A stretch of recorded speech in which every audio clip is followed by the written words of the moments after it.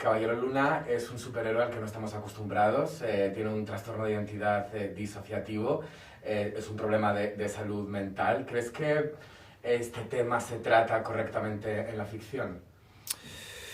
Sí, porque para mí yo creo que el lenguaje, cuando empecé a hacer la investigación de la gente que tiene este trastorno, que am, habla de cómo es, pues encontrar que tienen esta cosa y cómo van a poco por poco integrando las identidades, que el lenguaje es muy poética, es el lenguaje de sueños.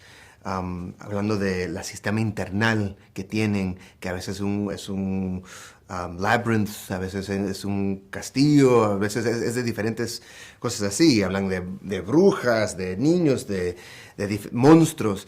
Y por eso para mí tenía mucho sentido hablar de estos temas, específicamente de disociativo, la identidad disociativa en este género.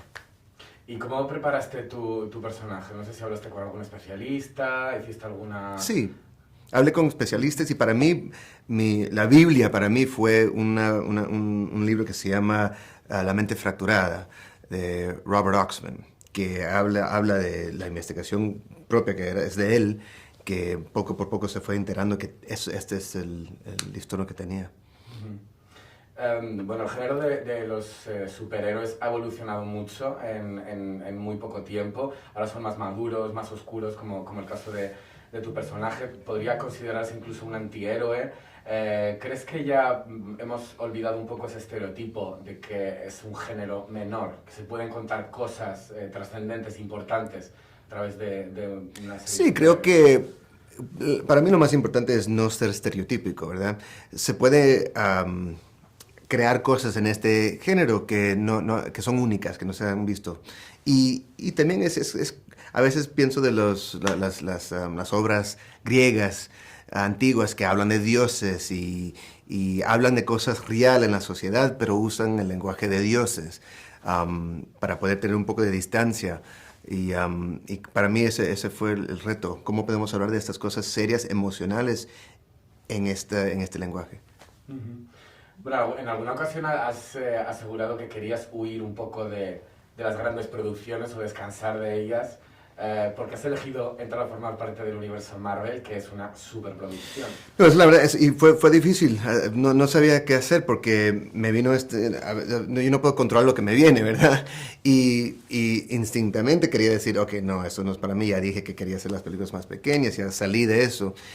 Pero empecé a pensar mucho de este personaje, Stephen Grant, y, y lo que le está pasando. Y encontré su modo de hablar, el acento, físicamente, que es un poquito en el spectrum. ¿Cómo se dice? Como, sí, en el espectro, ¿verdad? Un poquito.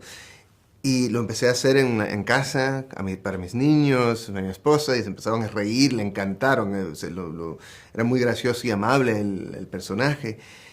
Y desde ahí empecé a investigar más. Y la verdad es que para mí nunca es de si es grande o pequeño, es si hay un personaje y si hay espacio para crear algo interesante. Y poco por poco me fui fijando que sí, esta era una oportunidad.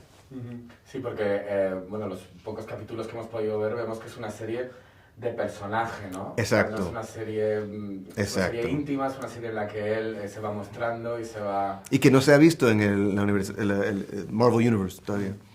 ¿Y cómo afrontas el fenómeno fan? Porque claro, todos los actores que han pasado o que están dentro ya del universo Marvel ha explotado su popularidad muchísimo a nivel Mm. internacional.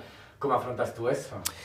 Pues ya soy veteran con eso, con Star Wars, ¿verdad? O sea que ya sé cómo navegar eso un poco, pero de eso no pongo mucha energía pensando en qué va a pasar cuando sale, cómo la gente lo va a ver. Eso no lo puedo controlar. Pero ¿te gustaría seguir interpretando este personaje, tener más recorrido, más temporadas, Pues incluso participar en alguna me encanta película? el personaje, pues los personajes. Tendría que ser una historia que valía la pena.